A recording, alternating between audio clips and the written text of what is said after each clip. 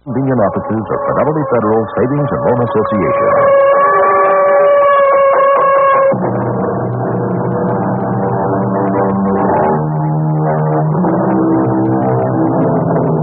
Come in. Welcome. I'm E.G. Marshall. The story we shall bring you in a few minutes is titled The Man Who Ran Away. The wish to run away is a common one. Usually it is an impulse not too hard to resist, but often it is a compulsion, and there is no time to think what it is we are running away from, and what it is we are running to. How dare you? How dare you enter this house? I knocked two, 3 times. I could shoot you, you know. Please. And no one would blame me. You're trespassing. I know. And this is my house, and no one can come in here unless invited by me. But I invite no one.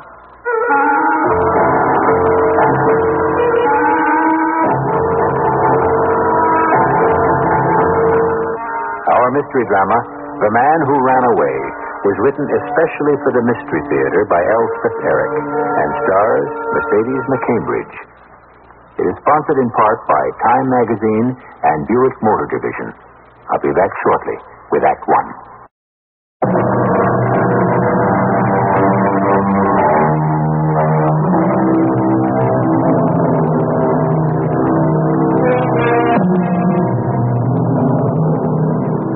It is not only children who run away. Grown people do it too. With children, we're apt to call it an act of defiance. With a grown man, we're at a loss to say what it is. But I strongly suspect it is a cry of pain. Listen now to the story of David, the man who ran away. David, let me explain. Never mind, Mona. There are things you should know. I know enough. Where are you going? I have no idea. But we should talk about it. No, we shouldn't. Don't you want to hear what I have to say? You've said it all, Mona, my dear wife. You're taking the car. Yes, I am. But why are you doing this? Because I've got to get away. David, you can't. David, come back.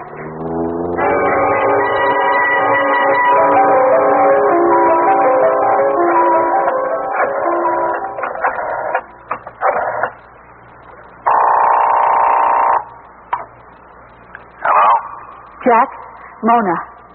Jack, I did something stupid. Yeah? What now? That watch I gave you for your birthday, I charged it. I meant to go in and pay the bill the next day, but I forgot. Yeah? So? The bill came today, and David saw it. Now he knows everything. You told him? What else could I do? How did he take it? He up and left. Took the car. What do you mean, left or where? I don't know. Did you ask him? He just said he had to get away. And when did all this happen? This morning. He'll be back.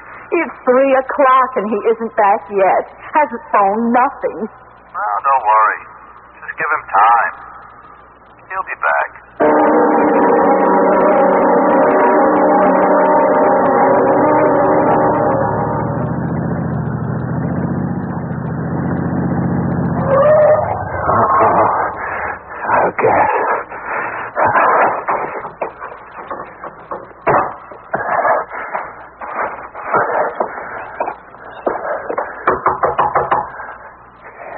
Anybody home?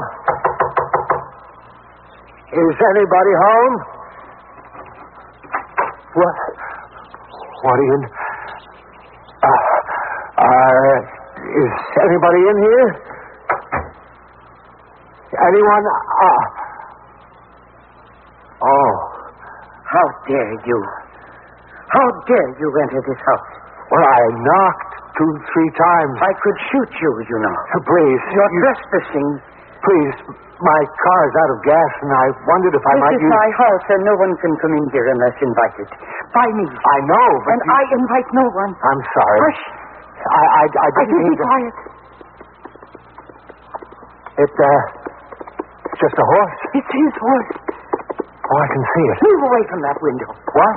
Don't stand in that window. Move away. Oh, all right. He might think it was I, standing there. Oh?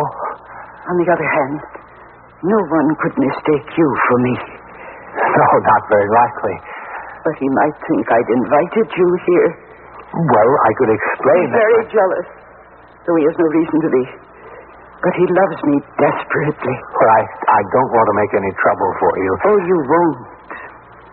We all make our own trouble, don't you think? I don't know. I do. And that's the way it should be, huh? Come into the parlor, why don't you? We'll have a little talk. But the man on horseback... Don't worry about him. He'll be back tomorrow. In the morning, and again in the evening, tomorrow, and the day after, and the day after that, and so on. Please, come into the parlor. You will tell me your troubles, and I'll tell you mine.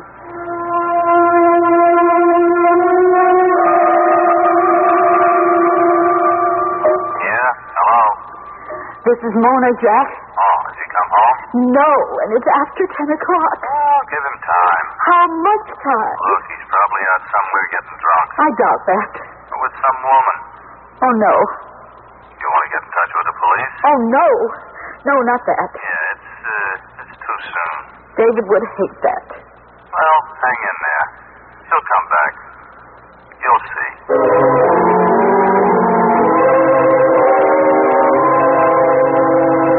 Everyone has troubles, you know. Little problems of one kind or another. I'm sure that's true. You haven't told me much about yours. Well, you haven't told me anything about yours. Oh, mine can wait. Now, you said you became upset. That was your word, wasn't it? Upset? And you ran away. You kept running, not knowing what you were running to. Not caring. Simply running away. From what? From something unpleasant. You're a grown man. How old are you? 36. Have you always run away from each unpleasantness, such as losing a job, being snubbed by a friend, reprimanded by a superior, things like that? No. Then this unpleasantness was something more than unpleasant. Yes? Yes. It was something quite dreadful. Am I right? Yes. Not a death, and not the death of someone you love? Not exactly. But I am getting warm. I don't know why we have to go into all this. Oh, but we do. It's very important. No. Not the death of someone you loved, but something like it, something close to it. Yes, I think so. All right, then. The beloved one did not die, no. But something did happen, something that distressed you terribly, made it impossible to go on living as before, made it imperative for you to run away. What could that be? Really, I don't... If she did not die, then perhaps her love died. Her love for you. I really don't want to talk about it. What a sensitive nerve I've touched. Dear man, I'm so sorry for the pain you're feeling. So very sorry. I think I'd better leave. Thank you for everything. Don't go. This door... What about the door? It won't open. Of course it will open. Well, it's locked or something. Who ever heard of a door locked from the inside? Did you lock it? My dear man, I like your company, but not so much as to lock you in. Well, then, why won't the door open? Because you don't want it to open. But I do. Do you really? I'd like to leave, if you don't mind. I don't mind. But you only half-heartedly want to leave. The other half of your heart wants to stay. You know I'm right. So say it. Right.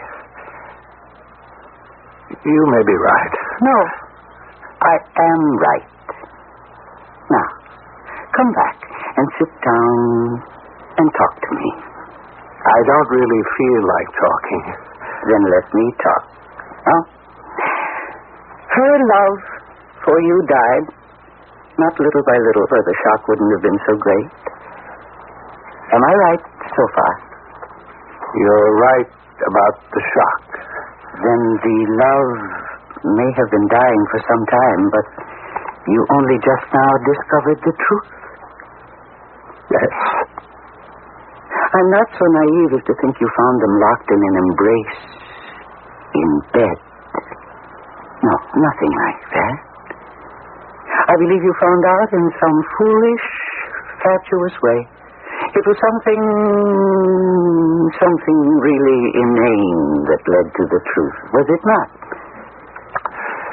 She gave him a watch. An expensive watch. Yes? And she charged it to our account. I saw the bill. Oh, how very idiotic of her. Is she an idiot? No, Then she must be very inexperienced. I suppose. This is probably her first infidelity. Perhaps. Oh, certainly, without doubt. Well, that's very small comfort. Oh, my dear, I know. Believe me, I know. Because it is not the infidelity itself that plagues you, so. But it is. No. It's the shock of discovering that you are not all you thought you were. Not to her. Not to the one you entrusted with your pride, your confidence, your manhood. Oh, no. It is not the infidelity which matters. It is the crushing of self-respect. That's what does the damage. A little love affair on the side. What is that? It's a little love affair on the side, no more. But it has made you feel that for her, you were not enough. That you did not suffice to keep her happy and content. That she needed a little love affair. That is what hurts. Are you crying a little? I guess I am. Well, good. It's only right and proper that you should. I'm sorry. If one does not weep for one's lost innocence, then for what should one weep? I didn't know that I was quite so innocent. No. You thought you were grown up and sophisticated and immune to shock. Well, we all think that until the blow falls. Now, what to do with you? You want me to leave? Not at all. I want you to stay. Let me give you some wine. Oh, no, thanks. No? Some men would run away into wine or whiskey. Not me. I only get sleepy. I have some cocaine. Would you like some of that? Cocaine? Oh, no. I don't use any kind of drug. I don't even like to take aspirin.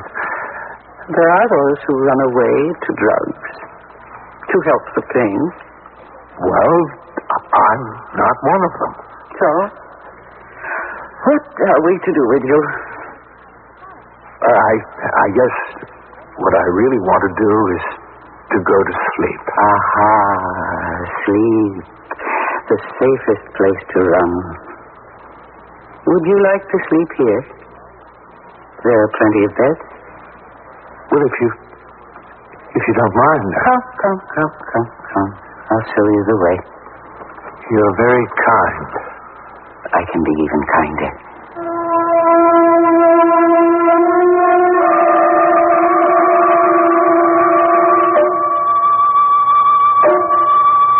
Alone in a strange house with a woman a little more than strange. Is this what our man has run away to? Is this the escape that he sought? Or merely the one he stumbled upon? Or is it the one he was inevitably drawn to? I'll be back shortly with Act 2.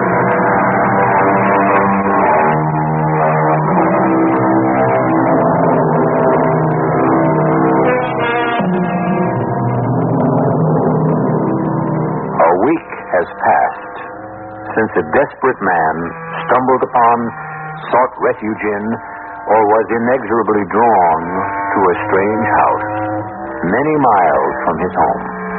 And in this house was a woman who, while she did not precisely welcome him, still urged him to stay, offering him every consolation, including herself.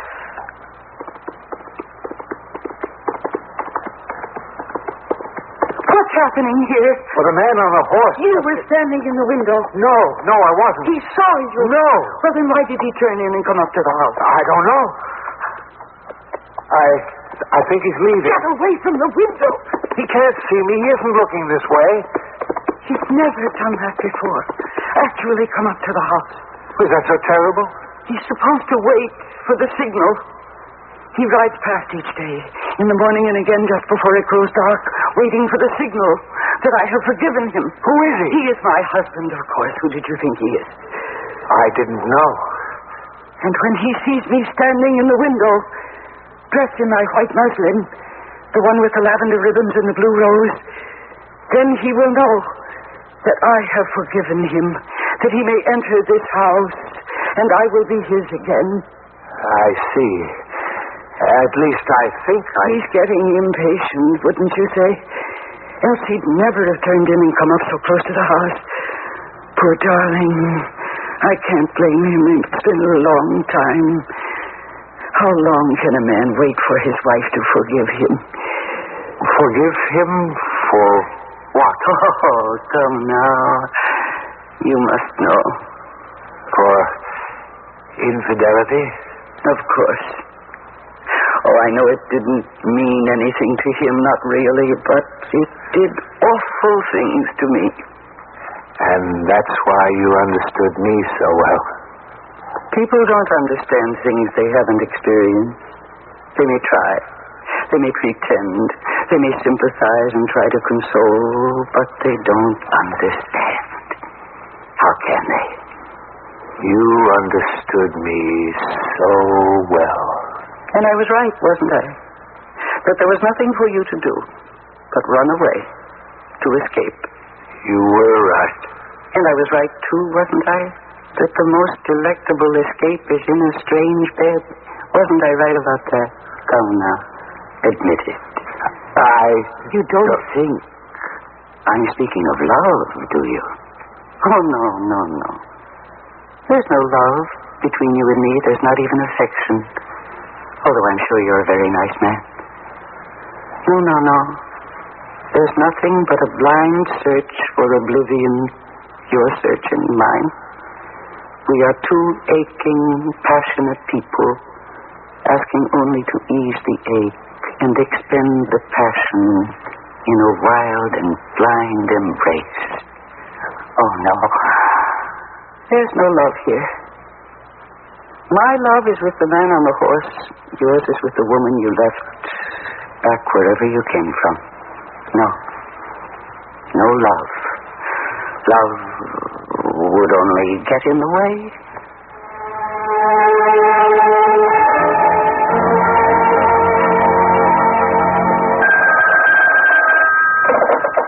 Hello? Is this the David Trent residence? Yes. Who is this? Is Mr. David Trent there? No. Not right now. When do you expect him? I'm not sure. Who is this? Am I speaking with Mrs. Trent? Yes. Do you own a red sedan car, Mrs. Trent? License plate number XM458. Why, yes. Who is this, please? Your car was stolen recently, is that right? Why do you say that? Well, because I saw it parked down the road from where I live, in front of an empty house. Where do you live? Outside the town of Marathon. I'm sorry. I never heard of it. Well, it's a very small town between Norbury and Kermack. I'm afraid I never heard of them either. Well, they're all very small towns, madam, you see, in the mountains. But if you want to reclaim your car, I can tell you how to get there. You say the car is parked in front of an empty house. Is it all right? I mean, there wasn't an accident or anything. Well, it looked all right. Are you sure the house is empty? Oh, yes. How do you know? I own it.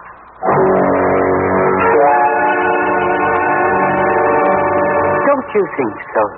Think what? About what? That love would only get in the way? In the way of what? In the way of our little retreat. Is that what it is? I made my retreat to this house a long time ago. Then a week ago, you made yours. I didn't know I was making a retreat. You didn't think it's only the religious who make retreats, did you? Well, I never really thought about it. Many people make retreats, though they don't always call them that. Alcohol is a retreat. Really?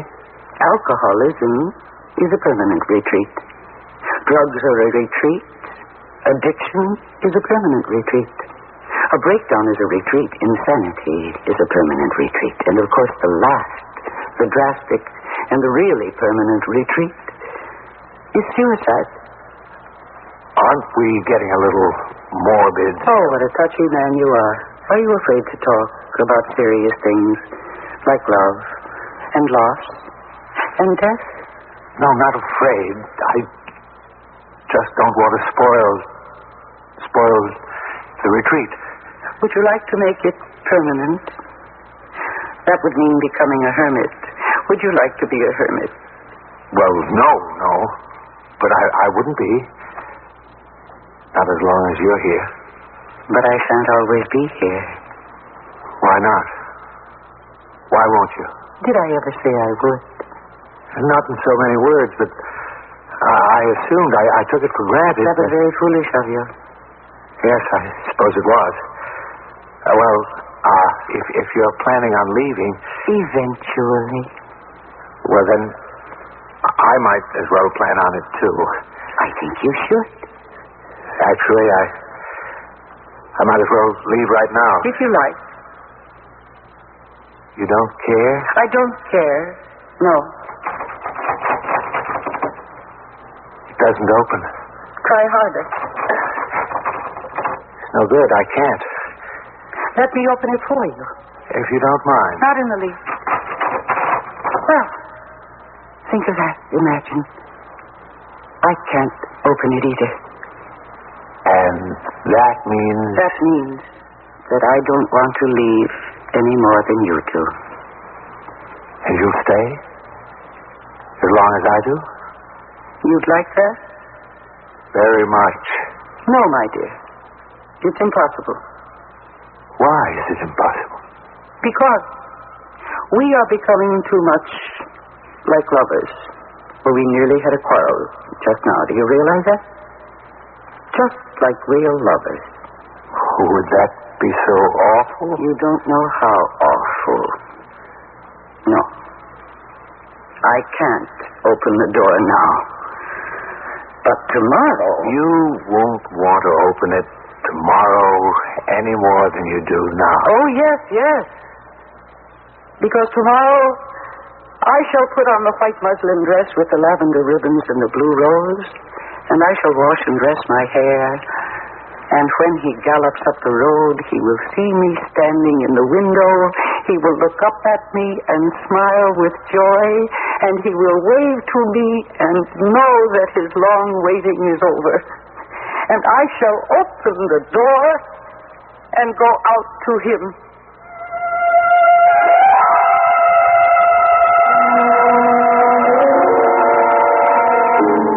Yeah, hello? Jack, this is Mona. Any word from Dave? Not from him, no. But a man named Gregory Cape called me. He says our car is parked in front of an old deserted house down the road from where he lives. Been there for a week, he says. That's exactly how long David's been gone. How does he know it's your car? He checked out the license plate. Where is this old deserted house? About 200 miles from here, outside a little town called Marathon. Is Dave holed up inside this old house? I mean, did the man say? I didn't tell him about David. He thinks the car was stolen and abandoned. I let it go at that. Probably is. That's my guess. I intend to find out. And that's why I called you. I want to borrow your car. Well, sure. I'll drive up there tomorrow. it's too late to go now. You want me to bring the car over to your house? If you don't mind. Want me to drive up to this place with you? I know how to get there. Mr. Kate told me in detail. Hey, I just as soon, you know. I don't want you to, Jack. I don't think David's in a mood to face you right now. I guess not. Actually, I might as well tell you now, if you'll just let me use your car tomorrow, then I don't want to have anything more to do with you. You understand? I understand.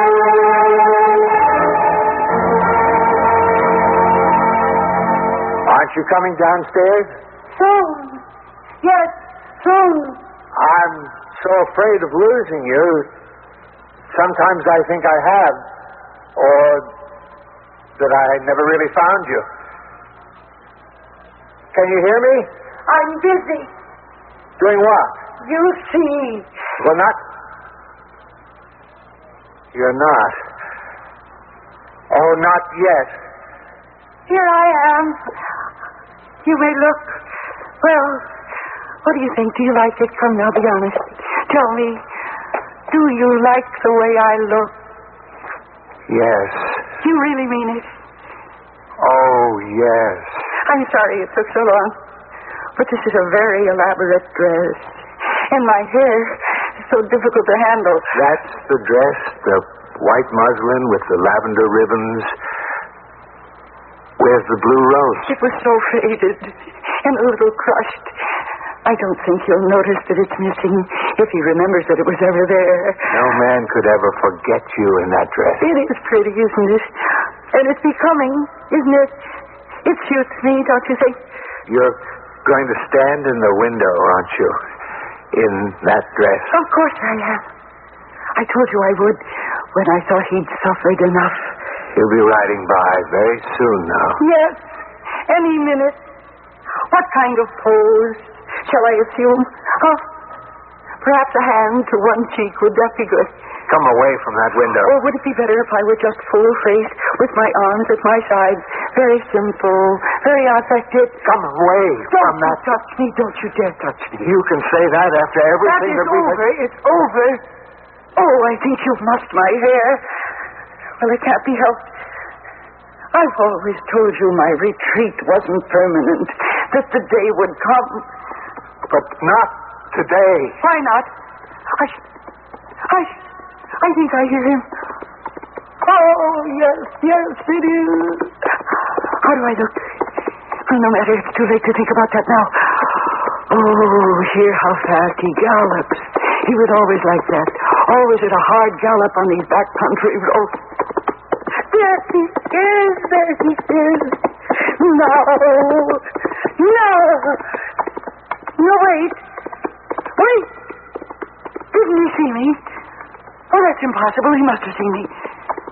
Why did he go on past? He didn't even look up. He never slowed his horse. He never even... Oh, no. Oh, no, it can't be that he doesn't care. It can't be that. Can it? Tell me. Can it be that? Can it be that he doesn't care?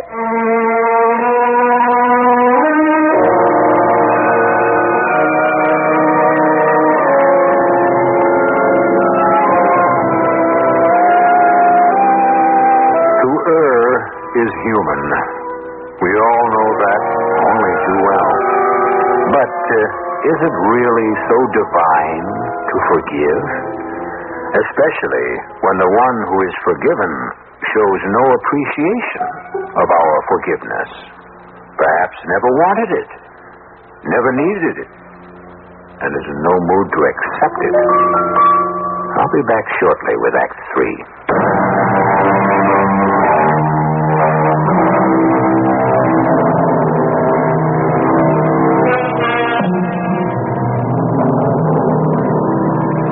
David Trent, the man who ran away, has spent the past week in a strange house with a woman he has come to know intimately. who, in our last act, stood at one of the front windows of the old house, listening to the sound of hoofbeats approaching. Here he is. No! Didn't he see me? He must have seen me. Why did he go on past? He didn't even look up. Oh, wait. What are you doing? I have to call him back. It can't be that he doesn't care. Oh, what's the matter with this door? Can't you open it? Of course I can. Why doesn't it open? You said to me the day I got here, you don't want it to open. That's why.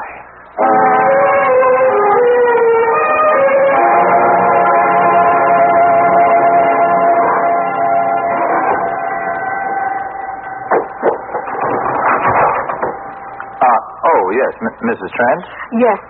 You're Mr. Cape. Mr. Gregory Cape. Come in. Thank you. Do you have any trouble getting here? Some. Well, we're a little off the beaten track here. It was very kind of you to call me about my husband. About his car. He didn't come with you? No. Oh, I might as well tell you, Mr. Cape. My husband left home a week ago. I haven't heard from him since. I think there's a good possibility he's hidden himself away in that house. I hope not. Why? Is there anything dangerous? Oh, no. Not dangerous. Just a big, empty house with a sad history. You own the house, you told me. Yes, I wish I didn't. The house belonged to my grandfather. He built it at the turn of the century for a beautiful young woman. For a few years, the house was full of laughter and music and dancing, and then one day... Yes? Oh, it was a trifling affair. My grandfather was a lusty young man in the year 1901. There was a pretty parlor maid, and my grandfather was not true, to misquote Shakespeare slightly. He gave dalliance too much rain. Well, the beautiful young girl he married drove him from the house. The laughter and the music and the dancing went on, but without him. It went on for a long time. It became wilder and more abandoned. The neighbors protested. They took steps to force her out of the house. When that happened, the music and the dancing stopped quite suddenly. There were not more guests. But she stayed on? She stayed on. First of every month, cases of liquor were delivered to the house. The laughter within was no longer merry or gay. It was hysterical and spiteful. And then that stopped, too. She died? Oh, no. It was about that time that cocaine was discovered. By Freud, actually. Though few people remember that. As an anesthetic for operations on the eye. Freud himself was addicted, I believe, for a short time. And the lovely lady in the house was also addicted for a very long time. Oh, how unhappy she must have been, your grandmother. My grandmother? Oh, no, Mrs. Trent. I am the grandson of the parlor maid.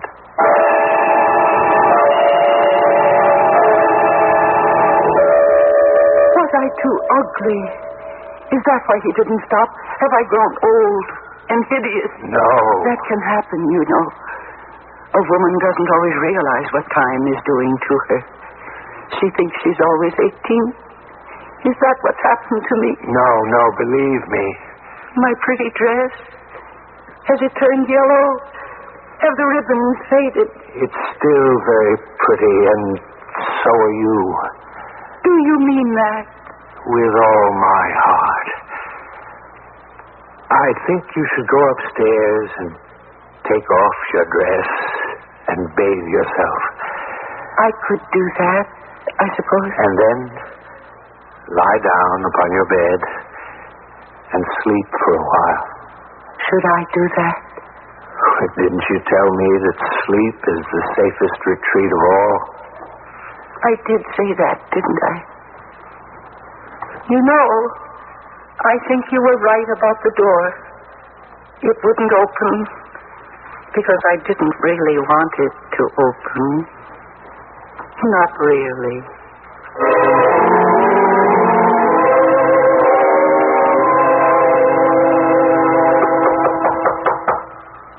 in if you want to. I can't open the door, but come in if you like. Hello, David. Mona. Hello. How are you? I'm well. Are you? Not very. Oh, I'm sorry. David, will you come home with me? Well, now, I don't know about that. You've been away so long. Has it been so long? For me, it has. How did you find me? The man who owns this house saw the car out front and took down the license number. He called me. David, please forgive me. Forgive you? Is that what you want me to do? I know it can't happen right away. It might take years and years. I don't care how long it takes. I don't care if it takes forever. I just want you home where I can take care of you, where we can live together and try to be happy again.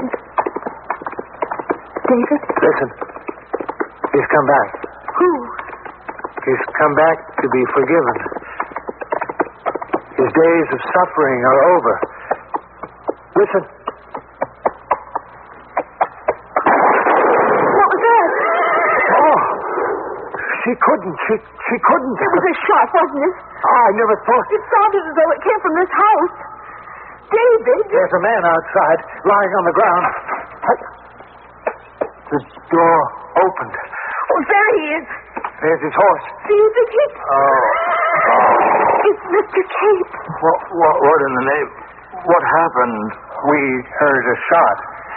We thought you'd been shot. No. My horse stumbled and I went off. That's all that happened. I must have blacked out. But you're not hurt? Well, you can see I'm not hurt. Well, it's this house. It's this cursed house. I should never have ridden down here, but I was concerned about you, Mrs. Trent. Ow. Well, at least I see you found your husband. Yes. Yes, this is David. Mr. Cape. You do a lot of riding, don't you? On horseback? Every day. The same horse every day? Yes? Have you ever, Mr. Cape, known your horse to stumble on flat ground, moving at a walk? A slow walk, Mr. Cape?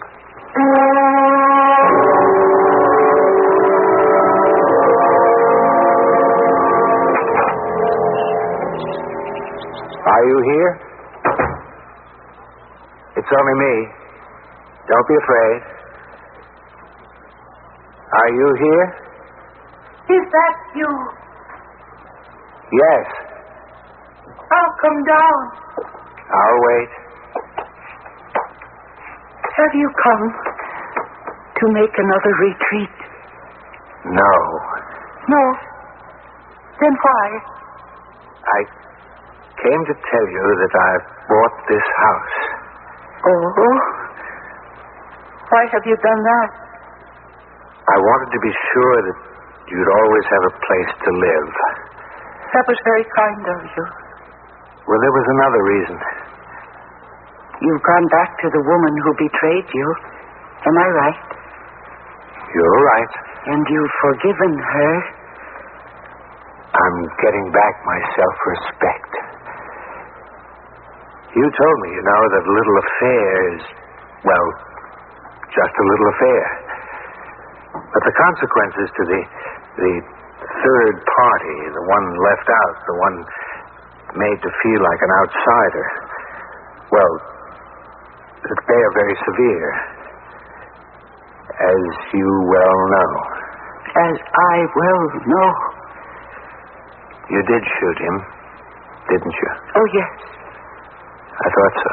I saw him fall, and a great burden was lifted from my heart. But you stay on here? Where would I go? Oh, I can't say I don't miss him. Miss the sound of his horse's hoofbeats pounding up the road. Yes, I miss that. The days seem long without that. Still, what else could I do? What could I do but kill him? It must have seemed like the only thing. You were going to tell me the other reason why you bought this house. You said you bought it for me. But there was another reason. Yes. I bought it for myself. To live here? No. At least, not all the time. I see. Just for the times when I need to run away. To make a retreat? That was very wise of you. And you know, don't you, that whenever you decide to run away, I shall always be here. I know. Thank you for coming. Oh, thank you for being here.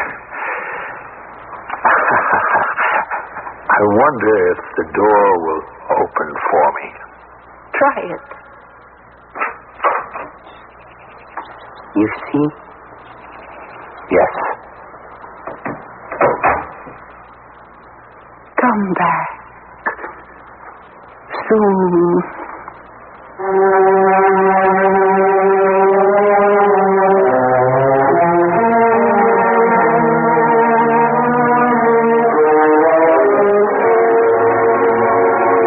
The rest of us must make our retreats from life and its harshness the best way we can. It is very nice if you can take a vacation in some far-off place. It is also nice to shut oneself in one's room and read old books. But only David Trent knows a house where he is perpetually welcome. A house occupied by a certain woman of indeterminate age. I'll be back shortly.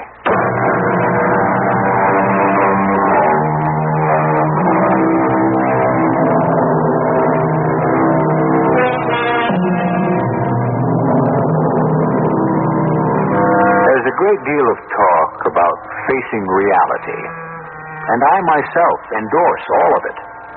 Reality is the safest place to live in.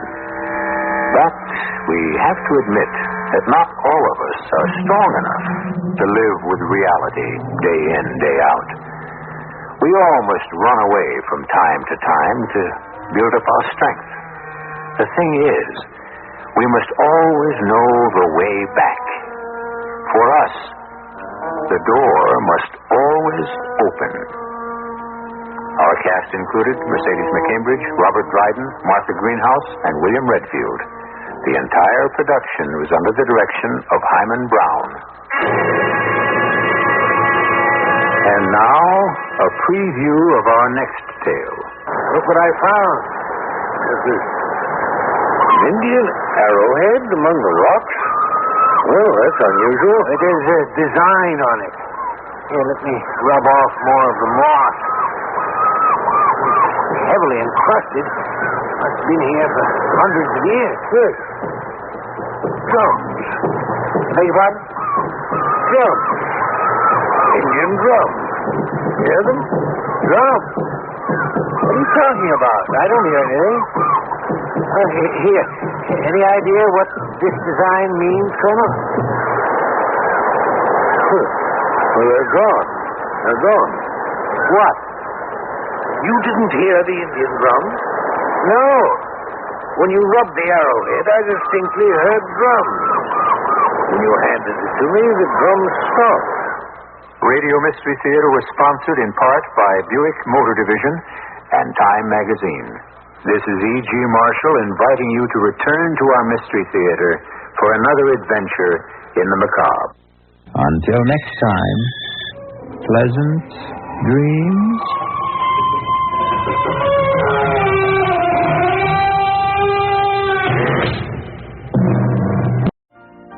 You've been listening to the OTR Gold Network.